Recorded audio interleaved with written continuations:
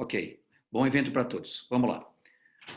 Boa noite a todos e a todas. Obrigado pela presença. Você, internauta, que nos prestigia essa noite. Eu sou Clóvis Arnes da Cunha, atual presidente da SBI, Sociedade Brasileira de Infectologia. Estamos começando hoje mais um webinar, que é uma iniciativa da Sociedade Brasileira de Infectologia, em parceria com a Sociedade Brasileira de Patologia Clínica, Medicina Laboratorial e o patrocínio da Abbott. Hoje o tema será a clínica e o laboratório na Covid 2019, cirurgias seguras e pacientes oncológicos. E eu tenho a honra e a grata satisfação de ter a companhia da doutora Viviane Dias, que é atual presidente da ABIH, Associação Brasileira de Controle de Infecção Hospitalar, que tenho uma alegria muito grande de tê-la também como parceira no dia a dia da nossa vida profissional. Tenho também a enorme satisfação de estar aqui também com outro paranaense, o presidente do Colégio Brasileiro de Cirurgiões, que é o Dr. Luiz Carlos von Batten. Grande satisfação, Luiz Carlos, de estar com você. E a enorme satisfação de termos uma baiana de São Paulo, né, Marinês, que é a doutora Maria Inês Brachiroli. Ela é representante da Sociedade Brasileira de Oncologia Clínica, da qual atualmente ela é a secretária-geral. Então, nosso objetivo aqui com os internautas que nos prestigiam é fazer um debate hoje muito dinâmico. O objetivo é promover a discussão sobre essas mudanças que ocorreram na assistência oncológica a pacientes e a pacientes cirúrgicos, com o objetivo da gente oferecer uma cirurgia segura para o paciente que vai ser operado, bem como para o paciente que vai ser submetido a uma quimioterapia. Este evento conta também com o apoio da Abramed, que é a Associação Brasileira de Medicina de Emergência, a Associação Brasileira dos Profissionais em Controle de Infecção e Epidemiologia Hospitalar, né, que está muito bem representada aqui pela sua presidente, a doutora Viviane, a Associação Paulista de Medicina do Trabalho, o Colégio Brasileiro de Cirurgiões, que também não poderia estar melhor representado do que o seu presidente, o doutor Luiz Carlos, e a Sociedade Brasileira de Oncologia Clínica, também muito bem representada com a doutora Maria Inês.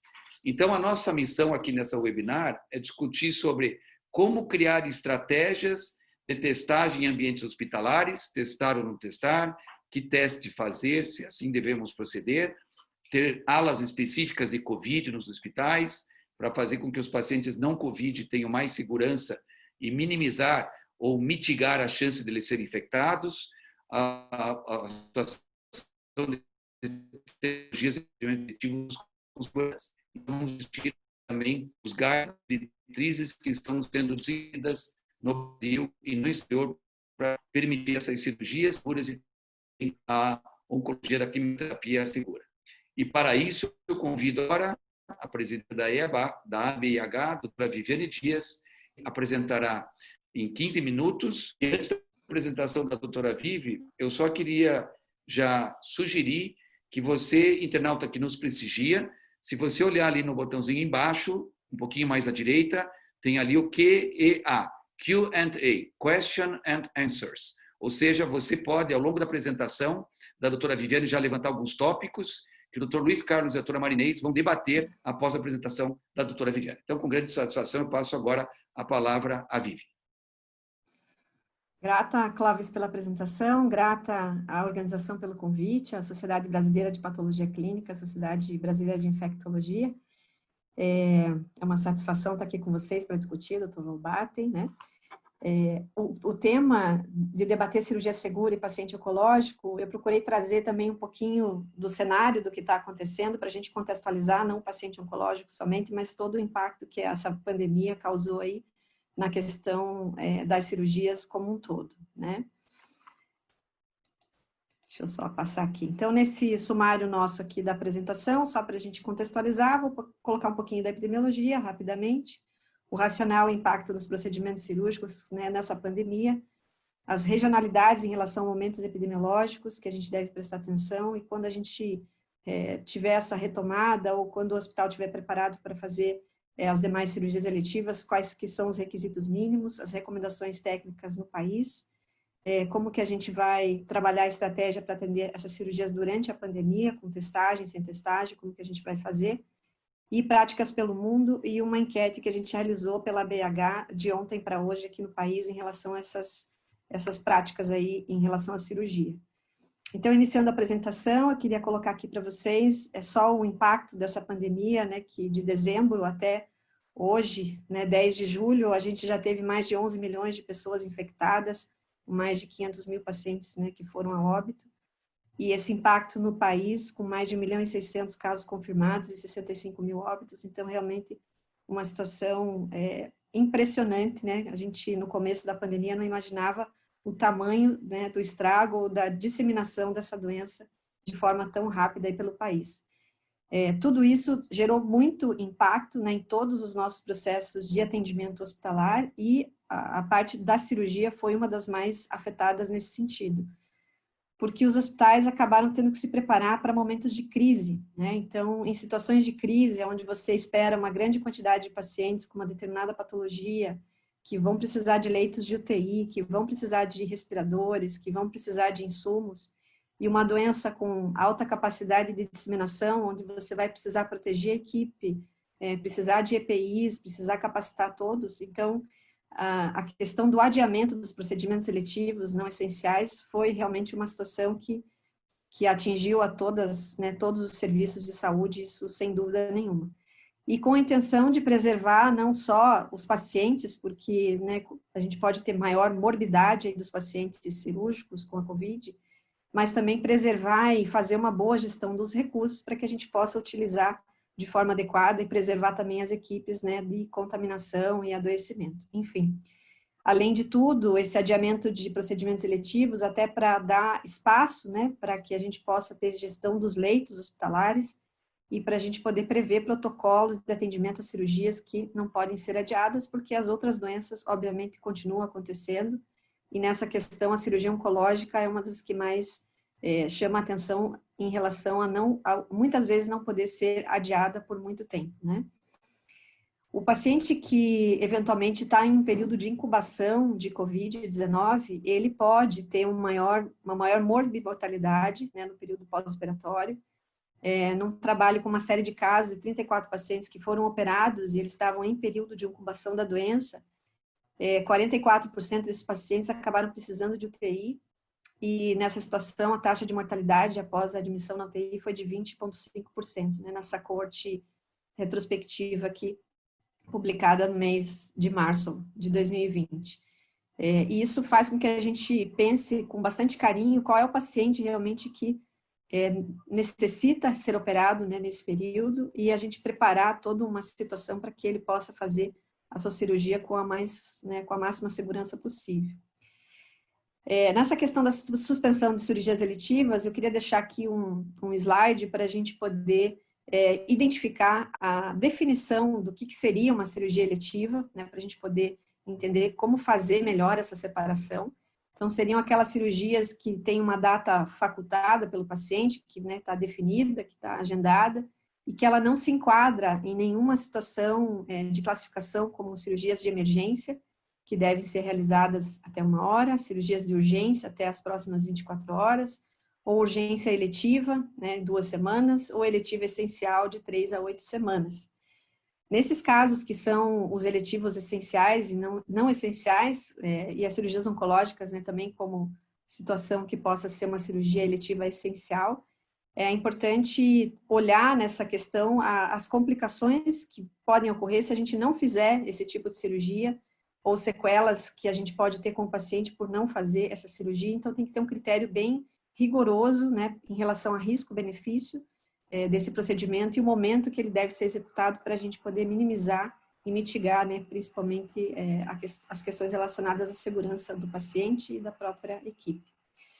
Eu queria chamar a atenção aqui em relação a momentos divergentes, né, e diferentes no nosso país, em relação tanto à questão de número de casos, né, que foi acontecendo em alguns estados primeiro e em outros estados depois, né, e momentos diferentes em relação à retomada, quando os casos começam a diminuir. Então, várias notícias aqui da imprensa leiga, né, com lotação, uma lotação maior no estado de São Paulo, e agora já tem redução, e aí um dia, né, recorde de ocupação no outro estado. O governo do estado do Paraná agora recentemente decretou como a gente está passando por uma situação de aumento do número de casos, né, nesse momento, então decretou suspensão das cirurgias eletivas. Então, cada estado pode estar vivendo num momento diferente, assim como cada cidade ou cada região em relação à Covid, e a gente tem que estar com muita atenção para essa questão e estar diariamente monitorando todos esses indicadores para poder entender qual é o momento melhor aí da nossa instituição.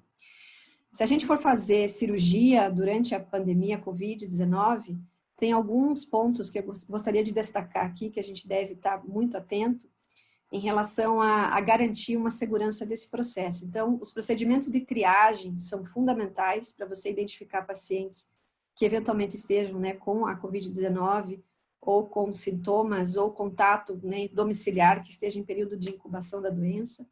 A gente precisa trabalhar muito com o hospital a gestão dos EPIs, né, dos insumos em relação à logística, compra, fornecimento e a própria utilização pelos profissionais, os insumos que são essenciais para as cirurgias e para as outras patologias que são atendidas em terapia intensiva, né? Se a gente vai ter leito, a equipe tem que estar muito bem treinada e a área cirúrgica dedicada e adequada para essa situação poder ser feita da melhor maneira possível.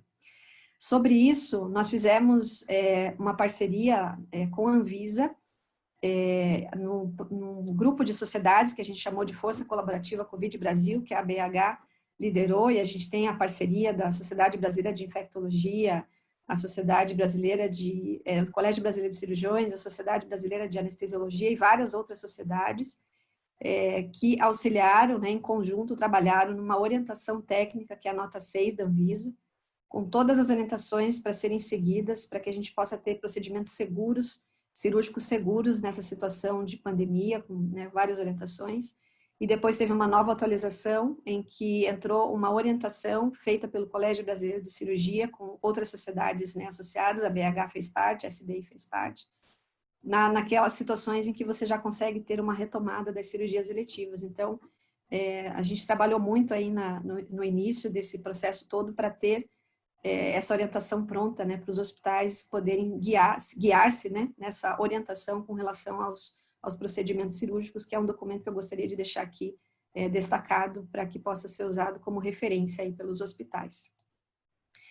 Eu gostaria de destacar em relação ao processo de cirurgia no momento da Covid, que é fundamental a gente ter um processo de triagem de sintomas respiratórios. E esse processo de triagem, ele pode começar, inclusive, ele começa, né, com a avaliação anestésica, que pode ser feita por telemedicina, né, teleconsulta, e a avaliação não só dos sintomas respiratórios, mas também da condição de ser um contato domiciliar de um COVID positivo, ou estar com um diagnóstico ativo, né, de COVID-19, e os riscos do paciente em relação às suas comorbidades e a questão da cirurgia, o quanto que realmente ela é necessária, para a gente poder equilibrar nessa balança e ver qual é o melhor momento para a gente poder realizar esses procedimentos. Então, a triagem é uma situação importante, a gente vai comentar vou comentar um pouquinho mais à frente sobre a triagem. Um outro ponto importantíssimo para a gente poder fazer com que ocorra de forma harmônica essa questão do atendimento a procedimentos cirúrgicos é você preparar o paciente para a cirurgia com a comunicação do que ele espera, né, em relação ao que ele espera, a expectativa, como que as coisas vão acontecer, como que o hospital se organizou, como é que estão os fluxos, como é que são a questão dos exames pré-operatórios, os períodos de isolamento, termo de consentimento e toda essa orientação. Acho que é um momento muito importante que não deve ser deixado de lado para que realmente a gente possa trazer segurança para esse paciente quando todo o fluxo, né, está adequado dentro da instituição para a realização de cirurgias. E aí vem uma pergunta importante, que eu acho que esse é um debate interessante aqui para depois da apresentação. Será que a gente deve testar ou não testar pacientes para cirurgia? Então, eu fiz pergunta para vários cirurgiões, né, mas por que você gostaria de testar o seu paciente no pré-operatório? Eu escutei várias justificativas, então, para eu me sentir mais seguro, para eu proteger a minha equipe, para proteger o paciente, para passar uma imagem de segurança no processo, ou porque os outros colegas estão fazendo, ou, né, outros motivos aí. Então, eu acho que é bem interessante a gente pensar, né, em por que a gente está fazendo as coisas e o que a gente vai fazer de alteração de conduta com aquela situação, com o teste, né, com a pergunta que você vai fazer para o paciente, que a gente vai debater na sequência. E aí a pergunta seria, qual teste eu vou utilizar? Será que eu utilizo um PCR ou um teste sorológico, que eu vou comentar já na sequência? E que momento eu devo colher esse teste? É importante pensar que o paciente tem que coletar esse exame no momento em que ele possa dá tempo de ver o resultado, obviamente, né? E você tomar uma conduta com esse resultado antes da cirurgia e pensar que ele deve estar isolado nesse período, né? Então, se você colhe um pré-operatório, muitas vezes num paciente que é de fora da cidade onde você vai, né, operá-lo, ele colhe pré-operatório, mas aí no meio do caminho ele tem uma viagem de avião ou ele não conseguiu fazer o isolamento, né? A validade desse teste tem que ser realmente questionada. Como que eu vou interpretar esse resultado do positivo ou negativo e qual conduta eu vou tomar e se a gente realmente deve indicar esse isolamento pré-operatório. E uma das perguntas importantes de testar a equipe que a gente já vai comentar um pouquinho.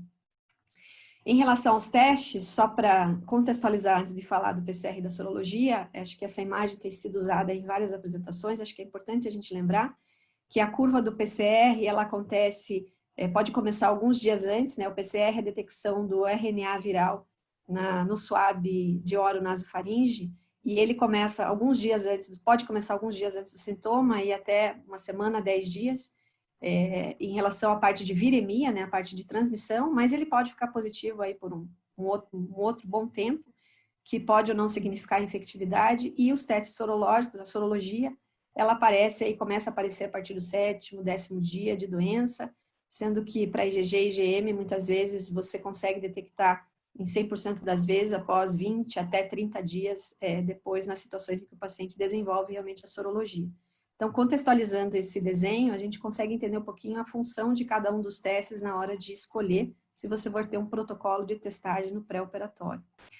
Então, o objetivo de testar no pré-operatório para procedimentos eletivos ou eletivos essenciais ou não essenciais, é você querer identificar potenciais pacientes assintomáticos que sejam transmissores e, entre esses dois exames, o que vai mostrar realmente a possibilidade de transmissão é o PCR, né?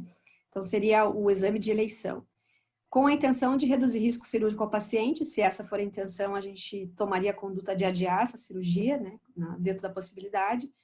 E em relação à redução de risco na equipe, é questionável se a gente tiver utilização de EPIs e estrutura adequada, a gente pode, né, fazer essa cirurgia sem elevar o risco para a equipe se todos os protocolos forem atendidos, né?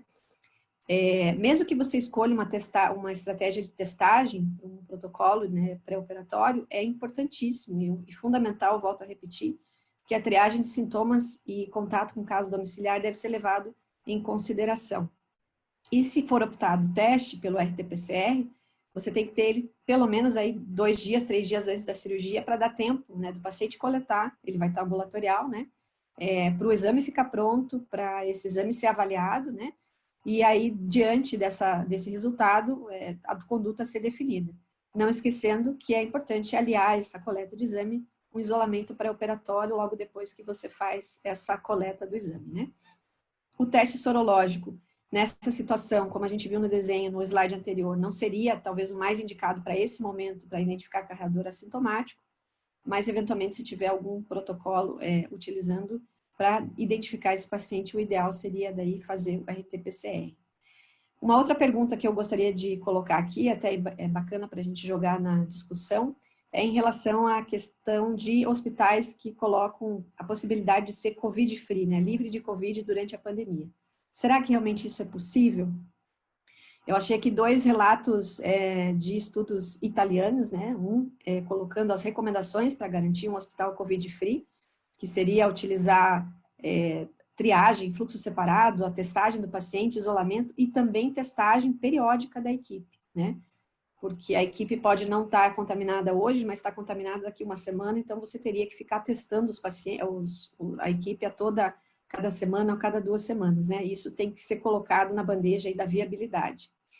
E uma outra publicação em relação a uma realidade de 2 hospitais, um Covid-free, que seria um hospital que não atenderia Covid, e outro hospital atendendo Covid, e eles seguiram os pacientes e viram se esses pacientes foram seguidos para ver se algum desenvolveu doença pela Covid-19. No hospital Covid não teve nenhum caso de transmissão para a equipe, ou de transmissão intra-hospitalar, mas no hospital Covid-free foram detectados 3 casos em pacientes, né, de transmissão hospitalar, e sendo que 2 médicos urologistas também foram identificados com a doença. Então, ele questiona até por que isso aconteceu no hospital Covid-Free, não era o que ele esperava, né? Mas ele questiona que nesse hospital as pessoas estavam um pouco mais assim relaxadas em relação ao tempo de implementação de protocolos e a questão também da vigilância da equipe em relação à sintomatologia para poder realmente garantir essa questão do Covid-Free. Em relação às práticas pelo mundo, eu só trouxe aqui para a gente daí discutir, vamos conversar já na sequência, é uma revisão sistemática de situações em que têm sido comentadas, né, nesse fluxo de cirurgia segura, nesse momento de pandemia, mas é muito importante que a gente reduza a circulação de profissionais da saúde, que se realmente você consiga reduzir a equipe no sentido de equipe dedicada, né, para atendimento dos pacientes COVID-free, suspeita de COVID, né, ter realmente indicação adequada para o uso de EPI, fazer com que a equipe utilize, ter um espaço para que isso possa ser feito com segurança, né, no centro cirúrgico, operar esses casos suspeitos confirmados, idealmente no ambiente de pressão negativa, que não é uma coisa tão fácil da gente ter, né, nessa realidade da estrutura, principalmente no país, adotar a questão de desenvolver um plano para você realmente reduzir a quantidade de cirurgias eletivas e operar realmente aquilo que é essencial,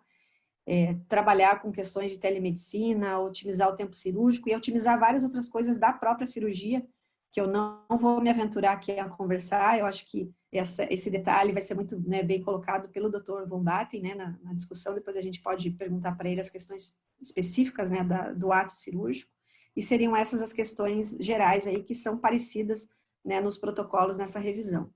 E para finalizar, eu queria colocar para vocês, a curiosidade foi, né, quando eu comecei a trabalhar com essa apresentação, mas como é que a gente está de protocolos e situações diferenciadas aqui no nosso país. Então, ontem eu elaborei uma enquetezinha, que tivemos aí de ontem para hoje 40 respostas, perguntando algumas questões para os hospitais aqui do país, em relação a essas práticas com a cirurgia desse momento aí de pandemia, né?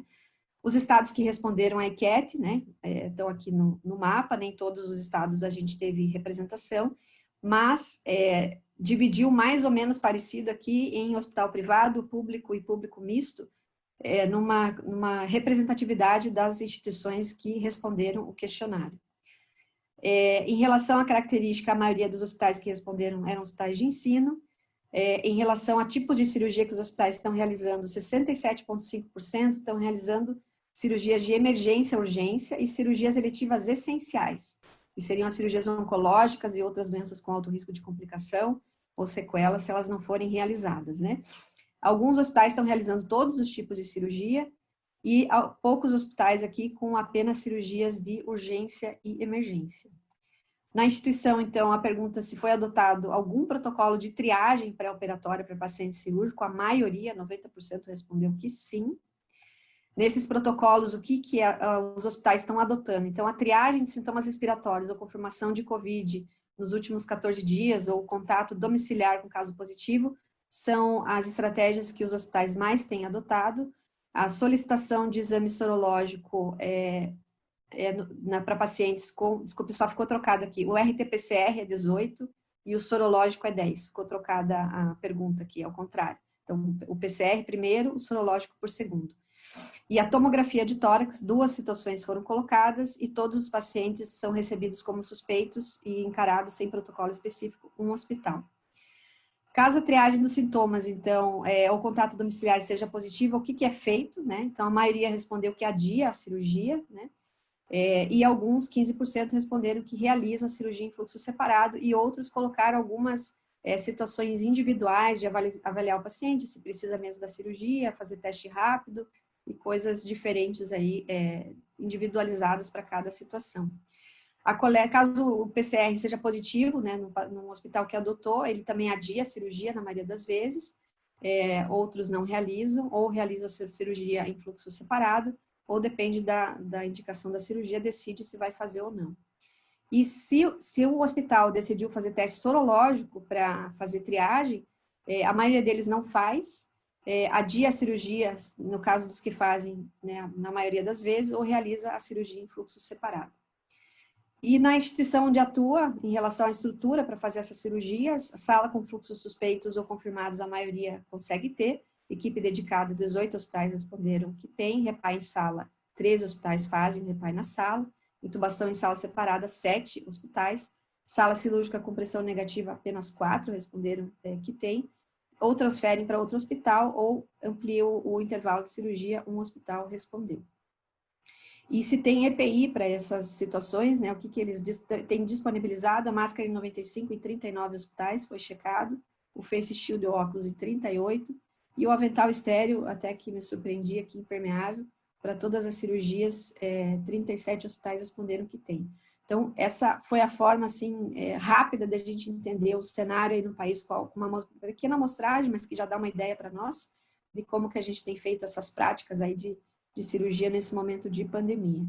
Então, para finalizar aqui um take-home message, eu colocaria para vocês que é necessário um alinhamento importante do momento epidemiológico do local, daquela cidade, daquele estado, daquela região, em relação ao momento para poder realizar as cirurgias e gestão dos recursos e equipes em relação às cirurgias, principalmente eletivas, né?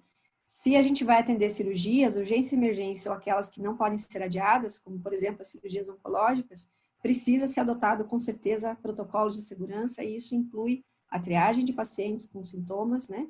Os fluxos separados, a educação, né, da equipe toda para uso de EPIs, que também demanda bastante atenção aí dos hospitais. Se for fazer um processo de testagem para decidir se vai operar ou vai adiar a cirurgia, é importante fazer, daí a escolha seria, né, o ideal, o RT-PCR, com isolamento pré-operatório, adicional à triagem de sintomas. É discutível, talvez, a questão do Covid-free, a gente pode ter fluxos livres de Covid, mas talvez o hospital Covid-free é mais complicado de a gente garantir todos os processos, né? O mais importante, eu diria, que são os processos seguros para você ter um hospital seguro, livre de transmissão de Covid intra-hospitalar. E como a gente tem realidades muito diversas no país, é importante que a gente sempre possa customizar os nossos protocolos, né? Não é uma caixinha que serve para todos, por isso a gente tem uma orientação, eu volto a repetir, da orientação nacional da Anvisa, né, para ter um guia em relação a essa questão de como fazer, e além de, acima de tudo, a gente conseguir realmente garantir segurança do paciente e da equipe em todo o processo. É um trabalho árduo, mas com certeza é possível, e assim a gente consegue atender aquelas cirurgias que não podem ser adiadas, né, para o paciente também não ter o seu procedimento cirúrgico adiado, se ele realmente deve ser realizado. Então, com isso eu finalizo a apresentação e abro aqui para discussão, porque é a parte mais interessante aí para a gente gerar o debate e a pergunta com os internautas que estão nos assistindo aí, tá? Muito obrigada. Muito obrigado, Vivi, ótima apresentação. Então, você, internauta, você está acompanhando essa webinar, que é a Clínica e o Laboratório da Covid, Cirurgias Seguras e Pacientes Oncológicos. É uma iniciativa da Sociedade Brasileira de Infectologia, a nossa SBI, junto com a Sociedade Brasileira de Patologia Clínica, Medicina Laboratorial, com o patrocínio da Abbott. E a gente tem a grata satisfação de já ter várias perguntas. Eu vou passar em seguida a palavra para o Dr. Luiz Carlos von Batten, que é presidente do Colégio Brasileiro de Cirurgiões. E eu queria lembrar, para você que está fazendo perguntas e nos acompanhando e queira fazer perguntas, aqui embaixo você vê ali o balãozinho QEA, né, que é o Q&A Session, Question and Answer Session. Então, você pode escrever o seu nome, da onde que você fala, a tua instituição que você trabalha, e fazer a sua pergunta, que depois da parte do debate nós vamos abrir para essas perguntas. Dr. Luiz Carlos von Batten, considerações sobre a cirurgia segura. Obrigado, queria agradecer, em nome do Colégio Brasileiro de Cirurgiões, esse convite, à Sociedade Brasileira de Infectologia e à Sociedade Brasileira de Patologia Clínica, e principalmente a gestora disso, que é o Laboratório Abbott. Eu acho que são algumas demandas que trazem importância dentro do programa de cirurgias eletivas essenciais e não essenciais, né? Eu acho que algumas considerações que devem ser feitas, eu até brinquei com a Viviane, ela é uma infectologista quase que cirurgiã, né? Porque os conceitos delas nas nossas discussões anteriores sempre eram voltadas à cirurgia. Então, eu acho que o ponto básico é essa triagem dos pacientes cirúrgicos, né? Eu acho a gente entende isso como o ponto mais importante, né? O ambiente do hospital preparado, assim como do ambiente cirúrgico, equipamentos de proteção individual, sem dúvida, são fundamentais. Existem alguns detalhes que são importantes, a gente pode comentar mais à frente para cirurgias minimamente invasivas, E a Viviane tocou num assunto muito importante, né? A possibilidade do hospital Covid-free, né? Eu acho que aqui a gente tem que pensar muito em ética durante a pandemia. Eu acho que a gente foi um debate, um grupo alemão, que foi muito interessante. Eles discutiram muito a possibilidade do hospital Covid-free. Eles chegaram à conclusão, da forma germânica de ser, de que isso era impossível, né? Uma vez que eu teria que ter funcionários sendo transportados para dentro do hospital, dentro de vans apropriadas, né? E esses funcionários deviam estar em quarentena durante o período de trabalho. Então, isso é impossível, porque o risco de transmissão se faz dentro do domicílio ou dentro do dia a dia dos indivíduos. Outro fator importante que a gente tem que chamar a atenção na anestesia, dentro do bloco cirúrgico, é quanto à anestesia, né? Muda-se o protocolo. O anestesista hoje, junto com o seu auxiliar, ele fica sozinho no momento do procedimento de intubação pelo risco da contaminação com os aerosóis. E isso faz uma certa diminuição dos fluxos normais que acontecem hoje dentro do ambiente cirúrgico. Isso traz ao indivíduo menos avisado um tempo que ele julga ser desnecessário e que a gente, como cirurgião, vê como muito importante pelos próprios desígnios que a Sociedade Brasileira de Infectologia e a Sociedade Brasileira de Controle de Infecção Hospitalar também nos mostram. Outro fator importante é a dificuldade da descontaminação do bloco cirúrgico. Portanto, nós temos que ter salas exclusivas para a COVID, né? Eu acho que isso é muito mais importante do que dizer que o hospital é COVID-free. Você ter um ambiente seguro para você levar o teu paciente duvidoso, o paciente da emergência ou o paciente com COVID positivo, dentro de um fluxo específico. E aí, dentro disso, a gente tem que pensar naquela segurança das salas com fluxo de ar laminar ou salas com pressão negativa, e que a Viviane muito bem mostrou a dificuldade disso no nosso meio, né? Mas, dentro da segurança da equipe, talvez o momento mais importante é a desparamentação do bloco cirúrgico, dentro do bloco cirúrgico. Eu lembro que, quando nós discutimos isso para aquele projeto que a Viviane mostrou, da Anvisa, o grande problema era a desparamentação, né? Como você seguir isso, e você tem que ter pessoas treinadas para isso e observando como isso acontece, que isso pode passar de forma desapercebida uma contaminação. Então, isso é importante e isso tem que ser checado constantemente.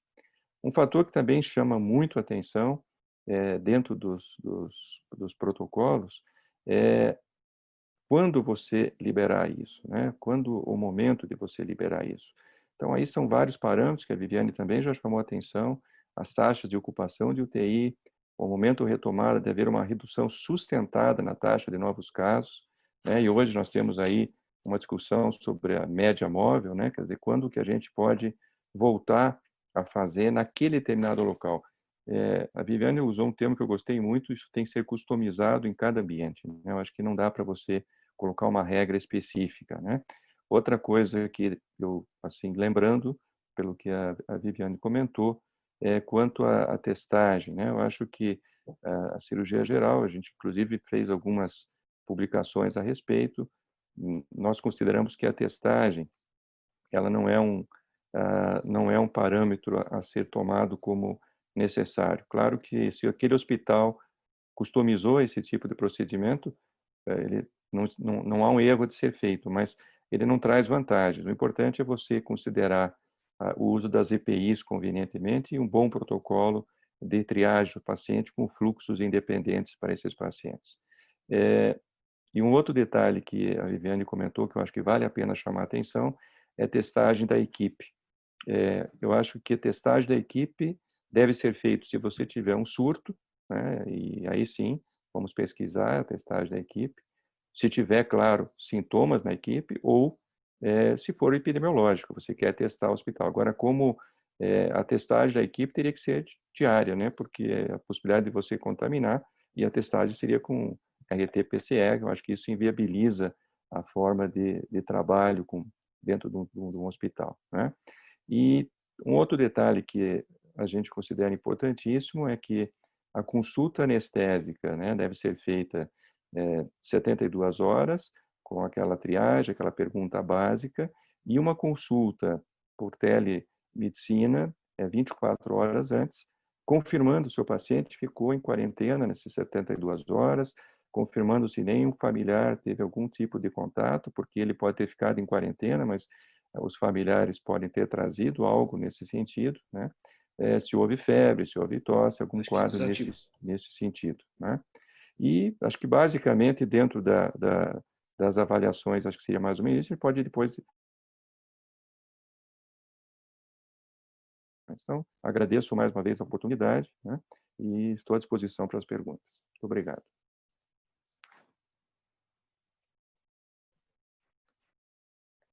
Eu acho que eu vou seguir falando, doutor Von Batten, porque eu não sei se houve algum problema com o doutor Clóvis e a conexão dele. Perfeito. Mas eu falo em nome da SBOC, então inicialmente eu gostaria de agradecer muito, né, pela oportunidade da SBOC estar participando desse evento e parabenizá-los. Doutor Clóvis, eu tomei a iniciativa de seguir adiante.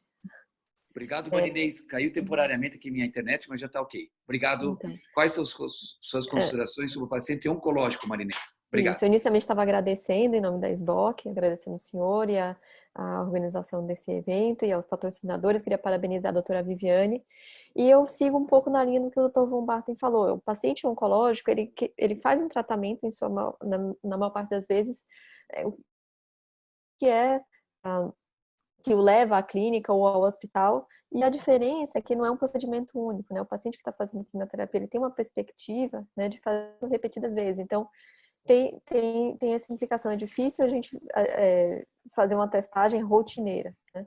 Então, tanto a SBOC quanto a ASCO, que é a Sociedade Americana de Oncologia, teceram guidelines, né, tanto para pacientes quanto para médicos, tentando, né, homogeneizar, de certa forma, condutas de segurança para o paciente e orientações para o paciente, né? Se o paciente oncológico, por um lado, ele parece ter um risco maior de desenvolver uma forma mais grave, né, do COVID, por outro, ele também tem uma doença que, na maior parte das vezes, não pode, né, ou não deve ficar sem tratamento, né, por um possível prejuízo grande em termos do controle, né, da doença oncológica. Então, de certa forma, a gente tem levado essa informação adiante no sentido de que os pacientes devem manter seu tratamento ou discutir isso de forma muito individual com os seus médicos, se é possível parar ou fazer uma pausa, porque, né, ele pode contrair Covid, mas isso não é uma certeza, mas por outro lado, tendo uma doença oncológica, certamente haverá um prejuízo, né, pelo menos para a maior parte deles, é claro que não para todos.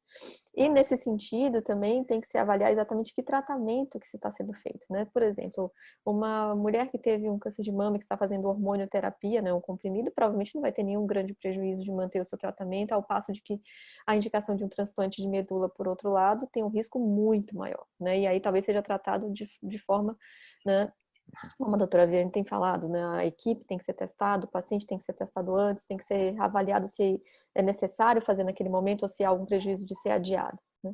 Então, diversos aspectos específicos para cada doença e para cada indivíduo e para cada localização, né, tem que ser levados em conta, mas no geral, né, com a mensagem de que a depender da sua doença, tem que se pesar muito o prejuízo de se interromper, né, o tratamento para aquele paciente. E nas clínicas, né, a maior parte dos tratamentos são feitos em clínicas ou em unidades hospitalares, acredito que tem sido incorporado exatamente essas recomendações de triagem. A cada agendamento é feita uma triagem em termos de sintoma, em termos de contactantes, né, recomendações de se manter em segurança, de tentar se manter mais isolado para que diminua o risco de infecção naquele período de tratamento, assim como, né, cuidados com a equipe, né, a equipe que está e tendo contato com os pacientes tem que manter os seus EPIs, mesmo que seja fora do hospital, nas clínicas, e os procedimentos muito bem treinados, né, para que se minimize o risco, principalmente daqueles indivíduos assintomáticos de transmitir, né, o vírus para os pacientes. Acho que a nossa maior preocupação como oncologista, né, e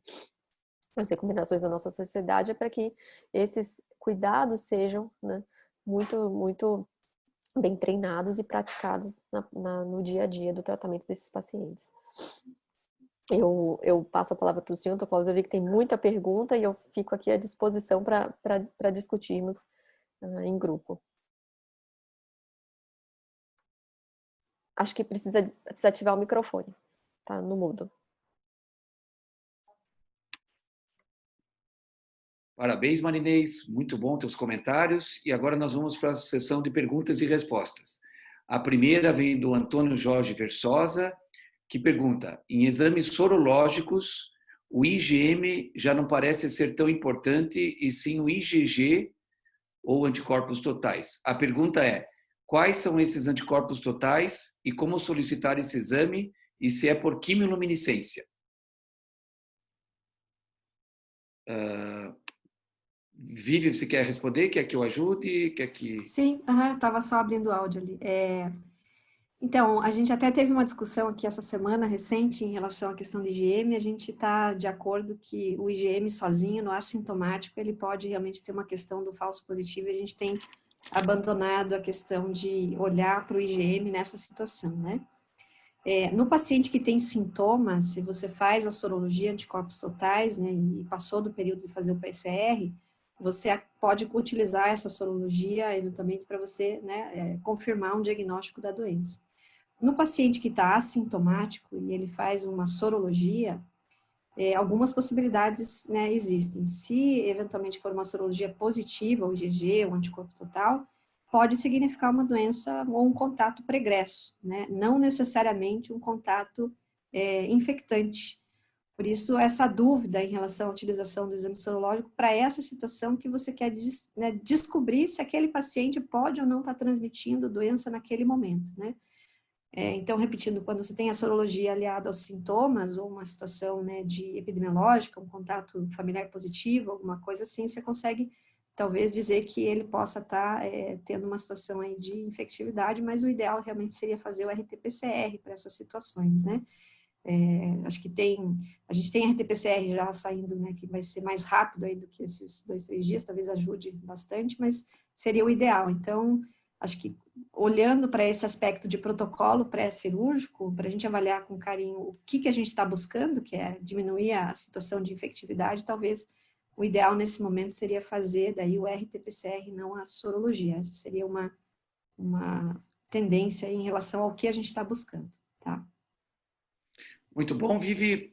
Queria fazer alguns comentários bem rápidos, do ponto de vista, assim, meu, talvez pessoal, mas dentro de tudo que a gente aprendeu nesses 6 meses. Primeiro, nós, na infectologia, na medicina, nunca fizemos diagnóstico de doenças virais respiratórias por sorologia. É uma novidade na infectologia e na medicina você fazer diagnóstico de qualquer vírus respiratório por sorologia. Segundo, na COVID acontece uma coisa que não acontece em nenhuma outra infecção, que é o IgM e o IgG aparecem juntos. E, às vezes, o IgG aparece antes do IgM. Se vocês lembram aquele gráfico que a Vivi mostrou, né, mostra eles aí começando a aparecer a partir do 8º, 10º dia depois de sintomas, nunca pedir sorologia na primeira semana de sintomas.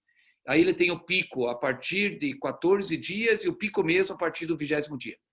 E aí a mensagem que eu queria deixar assim: não usem IgM, não usem IgA, são exames que atrapalham. O IgM tem muito falso positivo, ele cruza, ele faz reação cruzada com outros coronavírus não SARS, faz reação cruzada com outras viroses respiratórias, e até essa semana tem até um artigo dizendo que pode fazer reação cruzada com dengue. Quem já teve dengue pode ter um IgM positivo. Então, do ponto de vista prático, na minha concepção, de tudo que eu li, aprendi, estou vendo com pacientes, abandone os exames de IgM e IgA. Então, que exames pedir de sorologia? Tem 2, o IgG e o anticorpos totais. O anticorpos totais, no mesmo exame, é testado o IgM com o que a gente chama de IgG maduro. É mais ou menos fazer uma analogia que nem quando a gente pede sorologia de hepatite B, o anti-HBC total, que você testa IgM e IgG junto. Então, repetindo, esqueça IgM, esqueça IgA, não peça mais, só vai te atrapalhar, porque tem muito falso positivo de IgM em paciente assintomático, e peça ou IgG ou anticorpos totais. E o colega pergunta a metodologia. Os 2 melhores métodos são quimiluminescência, que também é conhecido como CLIA, e eletroquimiluminescência, que é conhecido como ECLIA. Esses são os 2 melhores métodos. Abaixo dele, em termos de acurácia, vem o ELISA. E a acurácia do CLIA e do ECLIA, se você colher depois de 20 dias de sintomas, de início dos sintomas, chega a ser de 95% ou mais. E aí vamos para o paciente cirúrgico, a Vivi já respondeu. Se você for da estratégia de colher algum exame, você vai colher o PCR, que é para saber se o indivíduo está com o vírus, de repente, de uma forma assintomática. Mas, em termos de sorologia, a mensagem é: esqueça o IgM, esqueça o IgA. Marley Gustavo pergunta: se o paciente faz um PCR e dá negativo, também se orienta a repetir o teste? E qual o valor da sorologia com IgA ou IgM? Opa, Marley, eu acho que isso eu já respondi. IgA e IgM você vai apagar da tua lista. Vivi, o paciente fez e deu um PCR negativo. Você orienta a repetir o teste? Então, se for conduzido o PCR para protocolo de pré-operatório, né, cirúrgico, em paciente assintomático, antes da cirurgia, não teria nenhum benefício repetir, né? Alguns protocolos e algumas equipes perguntam se de repente fazer o PCR depois que o paciente sair da cirurgia, como tendo um período antes e um período depois. Não teria muito sentido a gente indicar o PCR também no pós-operatório, né? Então, se a gente fez o PCR naquele momento para poder indicar se ia operar ou não, se a gente quer adiar por um outro momento, fazer depois também não teria indicação. Então, pensando assim na otimização de exames e na validade desse exame, e o porquê que você está fazendo ele não precisaria ser repetido depois nesse protocolo de cirurgia pré-operatória.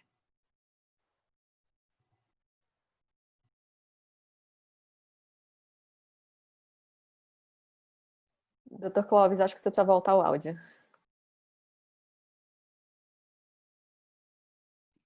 Vamos em frente. O Carlos Eduardo nos pergunta: os testes rápidos de PCR já estão sendo disponibilizados? Por serem disponibilizados em 2 horas, eles agregariam mais valor para pacientes cirúrgicos e oncológicos? Nessa questão do tempo de realização do exame, sim, né? Porque você não teria aquela situação do isolamento que venha, né, junto com o exame RT-PCR, que você tem aí um tempo para você identificar o resultado, e sim, ele poderia ajudar, né?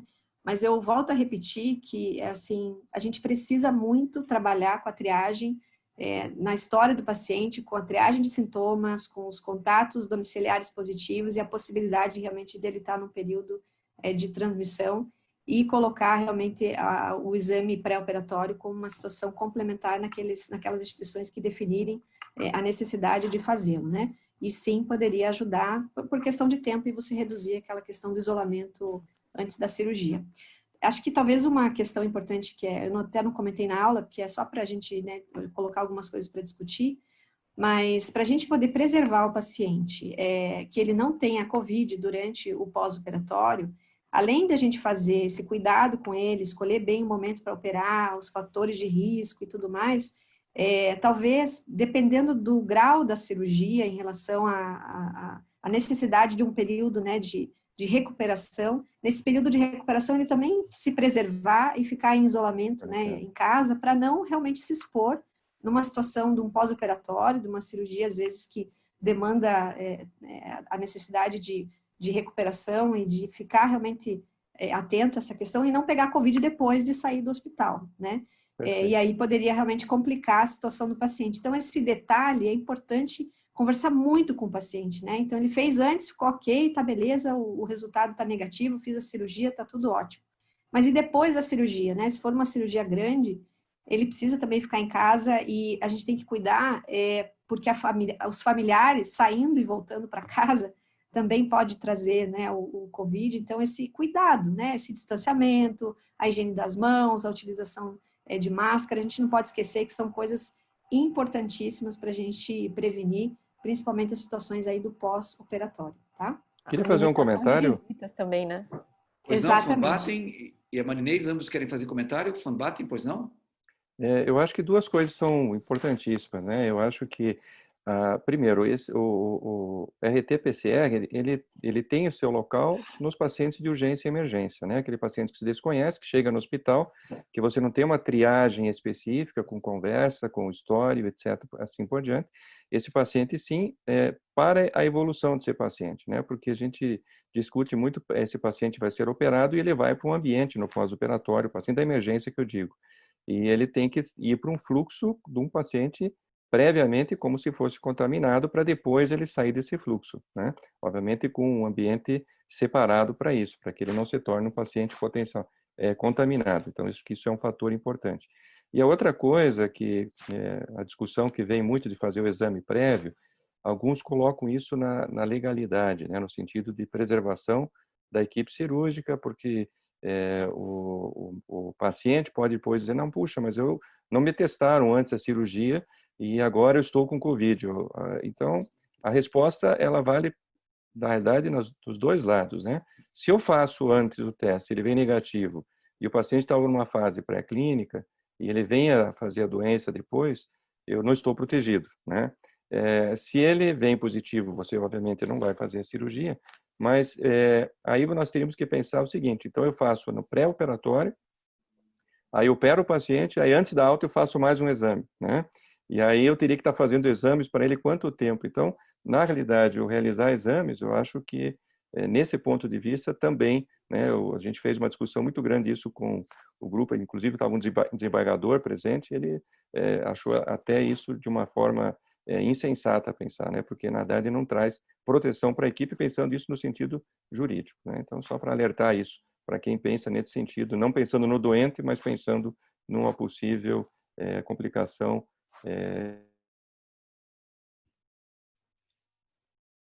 Jurídica, né? Muito Sim. bom, Van Batten. A Marinês queria fazer um comentário também? Na verdade, eu já comentei, doutor Cláudio, eu estava mencionando que dentre as coisas que a doutora Viviane falou, a restrição de visitas tanto no hospital quanto no domicílio, né, também deve ser respeitada. Perfeito. Acho que não Eu só no queria fazer paciente um cirúrgico, comentário. mas oncológico também. Eu queria fazer um comentário dentro dessa evolução que nós tivemos também nos testes diagnósticos, né? Normalmente o teste de RT-PCR ele leva em torno assim de 8 a 10 horas para você ter o resultado. Na prática do laboratório, quem colhe de manhã geralmente tem o resultado no final da tarde, quem colhe à tarde tem o resultado no dia seguinte. Porém, quando você está no pico da epidemia, como aconteceu, né, em várias cidades aí, São Paulo, Rio de Janeiro, Nordeste e Norte, em maio, e agora está acontecendo no Sul, Centro-Oeste e Minas Gerais, um dos laboratórios aqui de Curitiba, em média, recebia 40 pedidos de PCR por dia, passou a receber 400. Então, às vezes, esse resultado vai entrar na fila, né? Não tem capacidade de fazer tão rápido.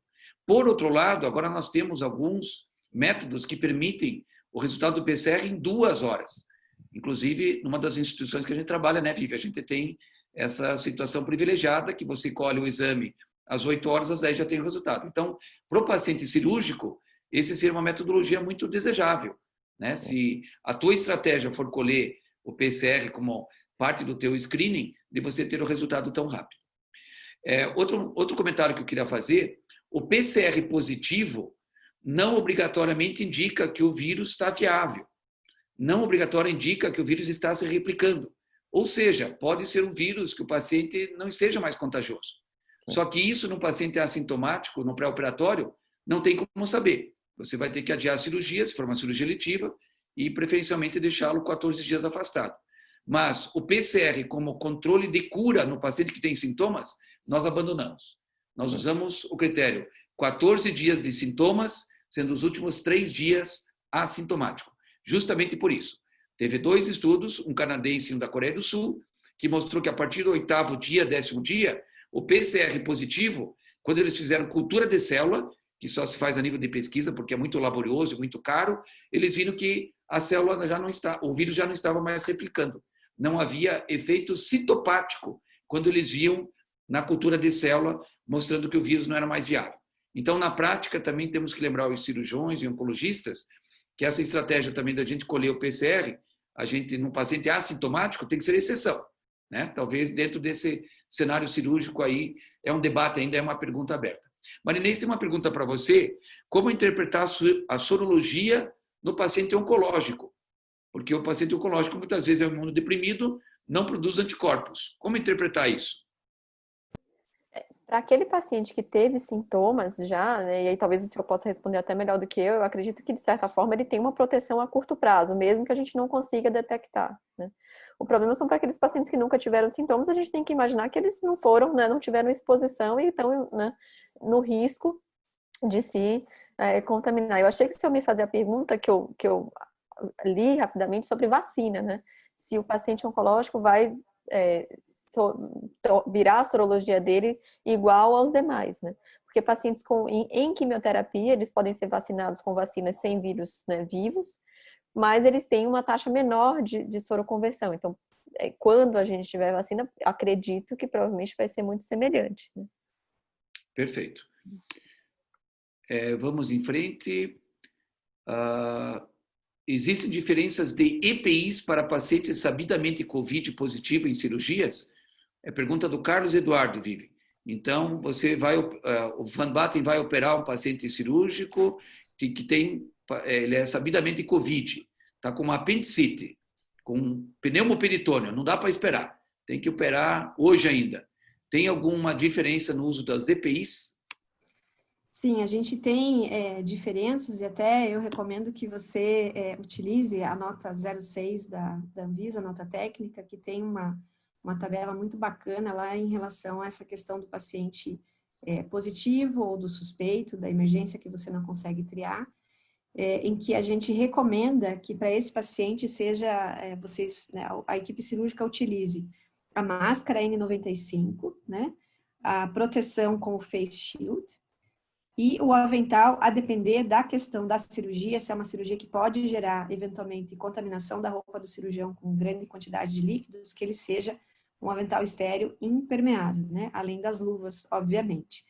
Então, é muito importante que a utilização da máscara N95, ela seja feita de forma adequada. Então, você precisa, quando vai usar a máscara N95, colocá-la de forma que se ajuste ao formato do rosto. No clipe que fica sobre o nariz, você ajustar para ela ficar bem vedada e fazer um teste de vedação para ver se realmente está adequada essa questão da proteção, né? E aí, a orientação de usar o face shield por cima até da máscara, além da proteção ocular, você consegue também a proteção lateral, né, do rosto, a proteção da frente, a própria proteção da máscara N95. Um cuidado muito importante que a gente tem que tomar, assim, você tem que aquele momento, né, que você vai fazer ao momento da intubação do paciente, se puder ser numa sala separada, né, ou se for dentro da sala com o mínimo de pessoas possíveis, então só com a equipe que está intubando o paciente, também com a máscara N95, tanto o anestesista quanto a circulante, eventualmente a enfermagem que for ajudar, e aí o cirurgião vai realmente vestir os EPIs da cabeça, né, para daí poder depois fazer a sua degermação cirúrgica e depois vestir o avental e daí entrar na sala. Uma coisa muito importante é o momento da retirada desse EPI, né? Então, você fez tudo certo para entrar, fez a sua cirurgia adequada, o paciente foi tudo, né, ok, operou, o paciente, você está na hora agora da desparamentação. Existe a necessidade na questão da COVID e do momento cirúrgico, que existe, né, pode ter essa contaminação da roupa e tudo mais, um cuidado muito especial na retirada da luva, depois na retirada do avental, sem sacudir, né, realmente para não gerar aerosolização em sacudir o avental, e aí a hora que você vai tirar o face e tirar nessas etapas, você vai higienizando a mão em cada etapa, para você não se contaminar, e isso é um detalhe que a gente não tem muita prática de fazer, então por isso a importância, eu reforço aqui, a necessidade de higienizar a mão nas etapas da desparamentação. E aí, quando você for retirar essa máscara N95, cuidado para tirar essa máscara, tem que ser também com muito carinho, né, muita técnica para retirar, para que você não se contamine na hora de tirar uma máscara, né. E aí você fez tudo certo e de repente acaba se contaminando com a máscara. E a hora que for tirar, realmente não contaminar a parte interna da máscara e guardar de forma adequada. Então, sim, existe para essas cirurgias com o COVID positivo, porém, naqueles hospitais que entendem que você pode ter o assintomático e decidiu não fazer teste, né, de PCR, você pode adotar a questão do uso máximo de EPI, que seria a N95, né, e FACE, para aquelas cirurgias com o potencial que, se o paciente for um assintomático, né, positivo, você está protegido já, né. Então, principalmente as cirurgias que envolvem a questão do trato respiratório, abertura do trato respiratório, ou da abertura do trato gastrointestinal, né, cirurgias abertas ou cirurgias de vídeo, você poderia colocar e adotar essa prática nessas cirurgias, mesmo com o paciente assintomático, e sem testagem, né? Porque você pode, se eventualmente ter partículas infectantes, você está completamente protegido. Vou só fazer uma menção de um caso que a gente teve há 2 semanas num dos hospitais que eu atuo. Ele fez o PCR no pré-operatório, é um hospital que adotou esse protocolo, e ele teve em casa uma situação de uma festa familiar, estava todo mundo reunido da família, ele teve uma dor abdominal, foi para o hospital, ele estava com apendicite. E não teve tempo de fazer aquela situação do PCR eletivo, então ele fez o PCR na hora que ele entrou, e o PCR dele veio positivo, ele não tinha nenhum sintoma respiratório, né? E fez todo o fluxo, né? Seguiu todo o fluxo aí de cirurgia contaminada, enfim. Mas essas questões acontecem, a gente tem visto aí uns casos de situações abdominais relacionadas à Covid. A gente viu situação de colestite aguda, pancreatite aguda, apendicite aguda. Então, essas cirurgias de emergência, elas são assim, importantes para a gente prestar atenção e encarar esse paciente como suspeito, tá bom?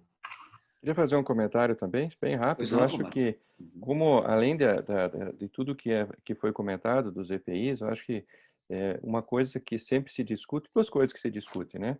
Uma de usar ou não 2 luvas, né? E aí a Viviane já colocou muito bem, porque precisa realmente usar o álcool 70%, né? Eu acho que isso é fundamental.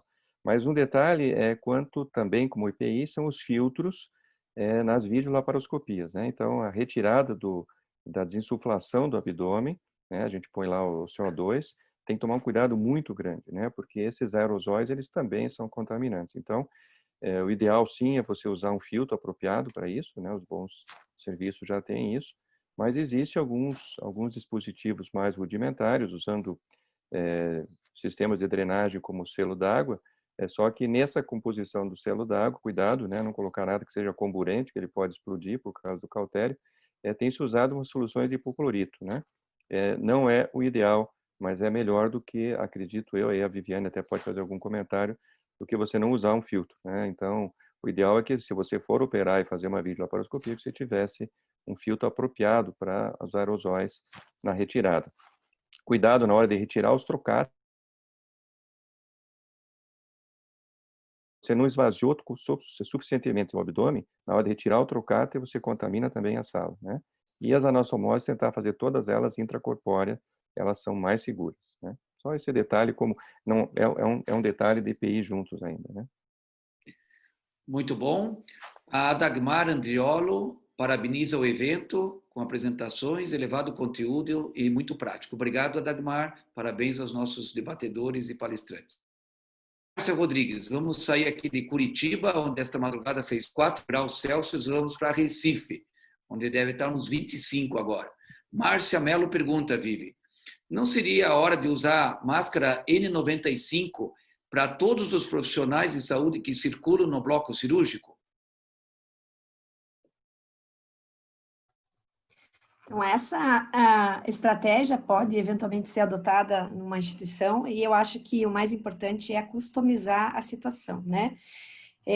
Você precisa analisar a situação do risco, mas também a situação de gestão dos EPIs na instituição, a escassez, a possibilidade de ter ele disponível, e a quantidade de cirurgias que está sendo realizada e o risco que os profissionais estão identificando, né, sendo identificado naquela situação.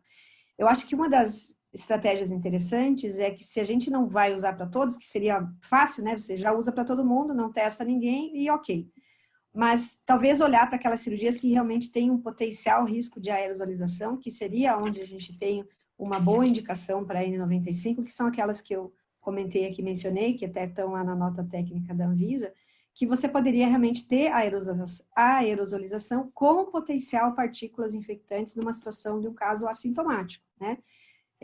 Eventualmente você vai fazer lá uma cirurgia de tendão, né? Digamos assim, sem abrir nenhuma cavidade, uma cirurgia simples ou uma cirurgia mais rápida, talvez a gente não tivesse essa necessidade. Então, eu acho que para a gente racionalizar o uso do EPI, eu acho que teria que ter cautela em indicar a N95 aí para todo mundo. Diferente da parte da intubação, né, feita pelo anestesista, que ele está realmente mexendo com via aérea, e é um procedimento que pode gerar aerosol, e vindo da via aérea, é interessante aí que ele permaneça com o EPI todo o tempo, e aí não tira, né? O ideal seria ele assumir o plantão, vestir a sua máscara N95, o seu óculos e ficar com esse EPI para não ficar tirando e colocando, que é o momento realmente que pode gerar essa contaminação, né? E o detalhe de tirar, e na hora que tirar, guardar adequadamente para que você não fique com a máscara no queixo, né?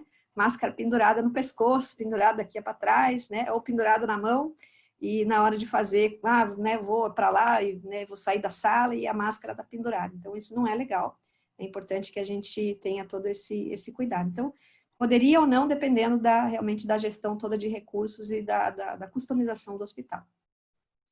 Muito bom, Vivi. Até teve uma discussão, né, Vivi, que a Organização Mundial da Saúde até ontem fez mais uma publicação que teve uma provocação de vários cientistas se realmente a transmissão por aerossol era só quando o paciente era submetido a procedimentos que geram aerossol, como é o caso da intubação, da extubação, traqueostomia, colher PCR, né? E a OMS colocou, temos que ter mais estudos, né? Não dá para dizer que seja um vírus que seja transmitido por aerossol espontaneamente, sem procedimentos. Então, essa situação que a Covid seja transmitida por aerossol sem fazer procedimento, ainda é uma questão aberta, mas a Organização Mundial da Saúde ontem disse, não dá para dizer isso, temos que ter mais estudos.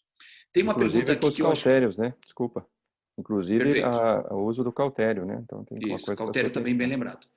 Essa pergunta acho que a gente respondeu, né? Paciente IgG positivo precisa coletar PCR para Covid no pré-operatório? Não, né? Se o paciente já tem IgG positivo, a Vivi já colocou, é uma infecção pregressa, uma infecção passada. O único cuidado que eu tomaria nesse caso, Rodrigo Cruz, lembre que o IgG, às vezes, ele já aparece ali pelo 8º dia, 9º dia. Então, se por acaso o paciente teve sintomas compatíveis com Covid há 7, 8 dias, talvez fosse prudente você esperar os 14 dias e deixá-lo para uma cirurgia a mais, se for eletiva, para operar quando ele completar pelo menos 14 dias a partir do primeiro dia de sintomas.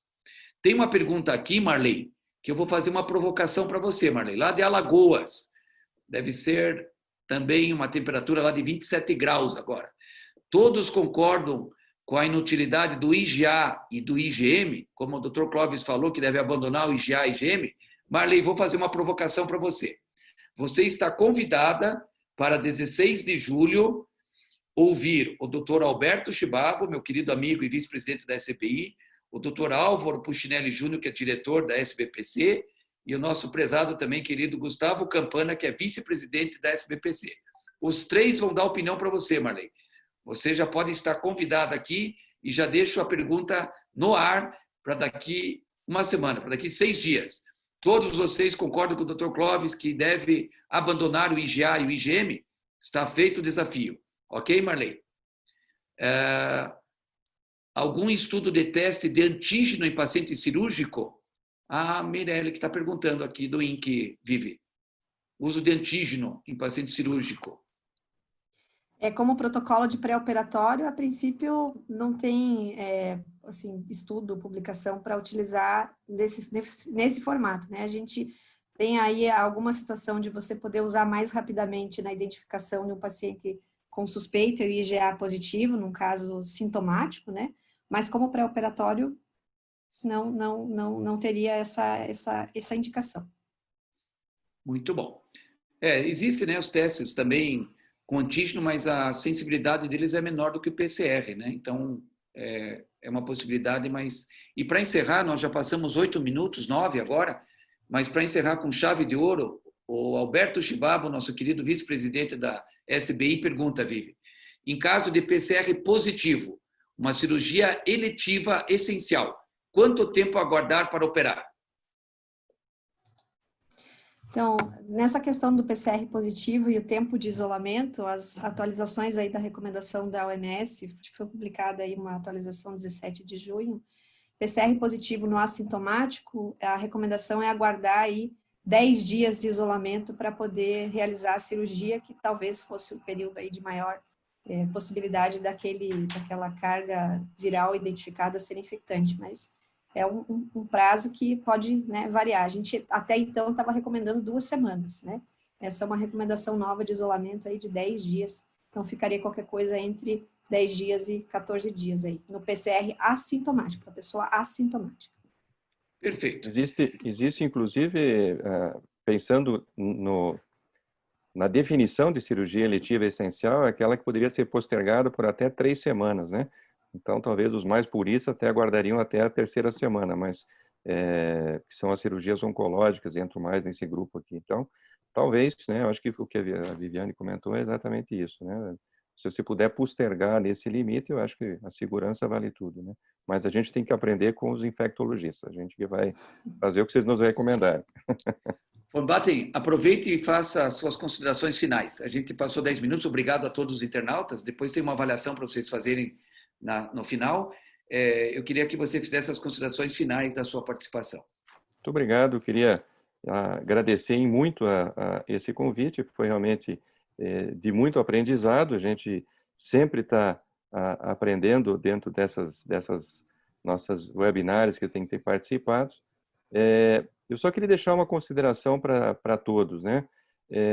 E talvez seja a mensagem mais importante, né? Eu acho que eu me preocupo muito nesse momento com a desparamentação, né? Então, eu acho que nós todos temos que estar preocupados, e as perguntas vieram muito nesse sentido, as EPIs, e às vezes você se julga falsamente protegido com as EPIs, e cirurgias que são longas, né? A gente que faz cirurgias de grande duração, você, quando está cansado, é aquele momento que você se contamina, né? Então, acho que a desparamentação é importantíssima e eu continuo, assim, insistindo que alguém observe a minha desparamentação. Isso é importantíssimo, né? Porque faz com que eu tome mais cuidado ainda, porque eu sei que alguém está me cobrando nesse momento, né? Então, sempre quando você está operando, normalmente a gente está operando hoje com um grupo reduzido de pessoas, né? A gente hoje não usa mais aquela sala com 3 auxiliares, 3 auxiliares, procura trabalhar em 1, 2, no máximo 3 pessoas, e que um cuide do outro na hora da desparamentação. Acho que isso é muito importante para evitar. Então, essa seria a mensagem final, e mais uma vez agradecer essa oportunidade. Boa noite. Boa dica, Von Batten. Marinês, suas considerações finais, que representa a SBOC, a Sociedade Brasileira de Oncologia Clínica. Eu queria mais uma vez agradecer em nome da SBOC pela oportunidade de estarmos participando e parabenizar a todos, né, pela brilhante discussão. Eu já falei, doutora Viviane, pela apresentação. Eu, em nome da SBOC, deixaria algumas mensagens para pacientes oncológicos e para aqueles que cuidam de pacientes oncológicos avaliarem individualmente, né, o benefício da pausa ou da continuidade de cada tratamento, levar informação às pessoas. Eu acho que isso é muito importante. E, nesse sentido, eu deixaria minha última mensagem, que é o cuidado com notícias falsas, com crenças falsas, né? Eu acho que a informação às pessoas, não só os pacientes, mas toda a equipe de saúde, é muito importante para que a gente possa oferecer um melhor tratamento para todos os pacientes. Muito obrigada, boa noite. Obrigado, Marinês. Vivi, nós começamos com você e terminamos com você. Eu acho que a primeira coisa é grata, né, pelo convite, grata pelos momentos aí ótimos de discussão e aprendizado. A gente sempre aprende, né? Sempre aprende mesmo. E talvez a mensagem final que eu queria deixar para vocês é assim, que você não tem uma situação que torne o processo seguro. Não é a máscara N95 ou o teste PCR ou a sorologia.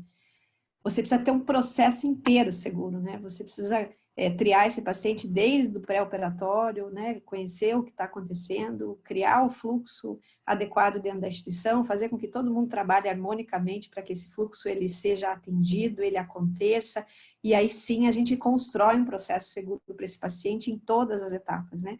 Então, não fixar exatamente num ponto principal, mas fixar em todos esses detalhes que são muito importantes, e quando a gente consegue fazer com que tudo isso funcione, todo o processo fica seguro, aquele que precisa fazer cirurgia consegue realizar, a gente diminui, não tem transmissão daí intra-hospitalar, e quem precisa ser atendido vai ser atendido. Então, acho que levar em consideração toda a segurança do processo e customizar as coisas para a sua instituição, para a sua região, né, para a sua cidade, o seu estado, essas questões relacionadas ao que está orientado e aquilo que você tem de realidade na tua situação local. Acho que essa seria a mensagem aí para vocês, né, pela ABIH e como infectologista também, tá bom? Muito obrigada e boa noite a todos. Muito bom. Antes de eu encerrar, eu queria reforçar, né, a Vivi apresentou muito bem a situação da força colaborativa que foi feito com a Anvisa. Queria de público aqui parabenizar a Anvisa por ser muito parceira com várias sociedades científicas. Acho que nós estamos lá em 15 sociedades científicas, e a Vivi Dias que fez toda essa aglutinação e convidou né, junto com a SBI, a gente também participou de chamar o cirurgião, chamar o oncologista, chamar todas as especialidades que estão relacionadas na pneumologia, AMIB, enfim, todos juntos para formar uma nota técnica de alto valor científico. Então, queria aqui, em primeiro lugar, gostaria de agradecer os que participaram aqui, parabéns pela participação de vocês três, muito boas, a Vivi Dias, o Luiz Carlos Fombate, a Marinês Bachiroli, a discussão foi muito rica e eu fico também grato a todos vocês que nos prestigiaram aqui. Eu lembro que este é o segundo de 3 eventos, o próximo será dia 16 de julho, a próxima quinta-feira, vai falar sobre retorno ao trabalho, uma revisão das melhores práticas de voltar ao trabalho presencial de forma segura. Nós teremos como apresentador o Dr. Alberto Chibabo, que é nosso vice-presidente da SBI, e como debatedores o Dr. Álvaro Puccinelli Júnior, que é da SBPC, Sociedade Brasileira de Patologia Clínica, e também o Gustavo Campana, que é vice-presidente da SBPC. E para encerrar, algumas orientações finais. Ao você desligar a ferramenta do Zoom, os participantes serão adicionados a um link de pesquisa de satisfação sobre o evento. É bem importante você preencher, se você puder fazê-lo, será importante para a gente aprimorar cada vez mais esses webinários científicos. E, novamente, eu agradeço aos esforços da SBPC, da SBI, da Abramed, da BIH, da ABMT, da Paulista de Medicina do Trabalho, a CBC, aqui muito bem representado, pelo Fombate, a SBOC e pela Marinês. E ao patrocinador Abbott, que permitiu a gente fazer esse evento, que eu acho que foi muito rico em discussão. A todos vocês, obrigado pelo prestígio, uma boa semana, um bom final de semana, e esperamos todos vocês na quinta-feira que vem. Um abraço especial para a Vivi, para a Marinês e para o Fombate. Boa noite a todos.